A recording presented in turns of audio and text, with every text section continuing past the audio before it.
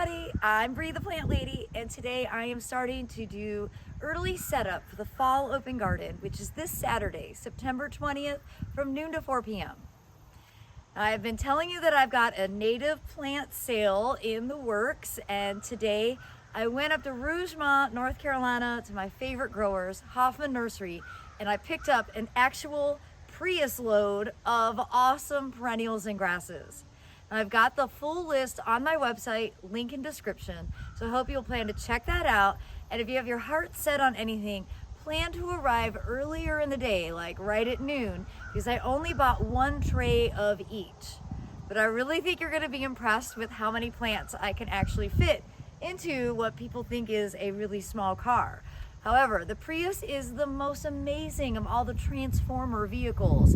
Not only do I get 62 miles per gallon, and it's not a plug-in, the seats fold, and I can actually stack tray after tray after tray. In fact, I think I got 22 trays in this load this time. So let me do the big reveal.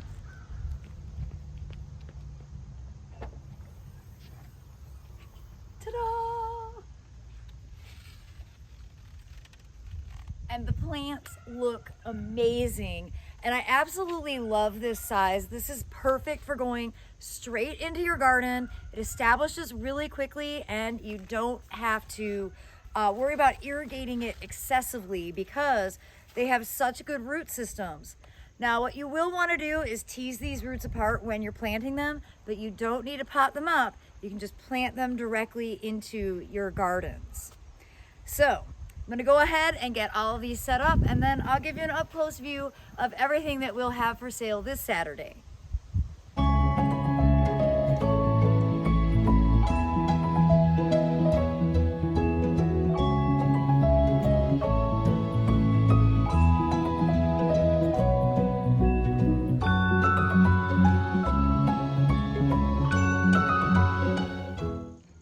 Well, Inspector Sophia is giving everything the once-over.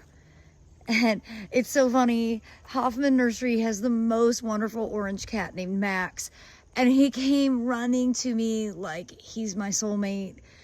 And oh, it just made me feel so special. So, Sophia, do you smell Max? So you can see I didn't go nuts. I didn't buy that many because I'm always nervous about how many people will show up for an open garden, how many people will buy plants, and then how I'm gonna manage taking care of them, getting them planted somewhere. I don't have any beds made to be able to just shove these in easily. So hopefully we will sell a lot, but I'll still be left with some, but not all. Since I'm traveling most of October, I'm a little bit stressed out and nervous about it. But let's show you what I got. So I have 3 trays of white cloud millygrass, which is my all-time favorite fall blooming ornamental grass, native, great to burn. Really, really great plant. Here I've got 2 trays of different Asclepias. So these are basically the food source for the larvae of monarch butterflies. So you want to feed the monarch caterpillars, you need to get some of these. So we've got Asclepias incarnata and Asclepias tuberosa. And then here we've got Iris virginiana, which does really well in wet and also tolerate quite a bit of shade. 2 trays of pink muley, the traditional Muhlenbergia capillaris. And then here we've got Sporobolus heterophilus. Yes, I don't actually have any of this planted, so I am going to steal some of it. And oh, this is a super cool plant. Hang on. Schizocarium scoparium Ha Ha Tonka.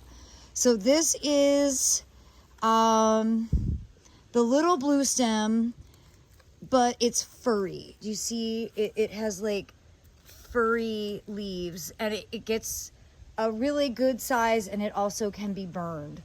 So actually, so can the Sporobolus. All of these grasses are better for burn management.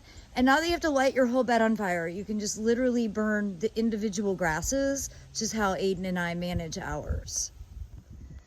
And over here, I've got Liatris spicata. And wow, are these ever impressive. Oh my gosh. Actually, they're a little difficult to get out. I'm gonna have to pre-pop some of these out of the trays with both hands. Oh, yeah, so that doesn't happen. Okay, just did that on video. And then here we've got, Coreopsis lanceolata, which is a great Coreopsis. I also don't have this, so that's why I bought it. Again, fantastic roots. Okay, the one non-native, and this is a hybrid, is this brand new Carex called, I think this is Moon Falls. So last year I had Feather Falls, and it's a very, very impressive, robust, evergreen, super variegated. Moon Falls is supposed to be even bigger. I've not grown it before. I got it so that I could have some of it. And then here we do have a native. This is Carex cherokeensis. My definitely sort of go-to native Carex, sun, shade, wet, dry. It does look better in more shade than sun, I'll go ahead and acknowledge, but it's not dying in full sun. Probably it will look best in maybe 5 hours of sun where it gets some adequate moisture, but it is a very adaptable plant, and it's great just sort of like to cover up the ground plane so that you don't have to mulch. Well, everybody, I do hope that you will plan to come out. It's always sort of nerve-wracking leading up to the event because it is a free, no registration, and I have absolutely no idea how many people will come. Fingers crossed we have a good turnout and y'all take some of these plants off my hands so that I'm not having to rent a sod cutter and build a brand new garden before I start traveling in October. But as always, I am wishing you the best. Thank you so much for tuning in, and I look forward to welcoming you on Saturday, September 20th from noon to 4 p.m. Happy gardening, everybody.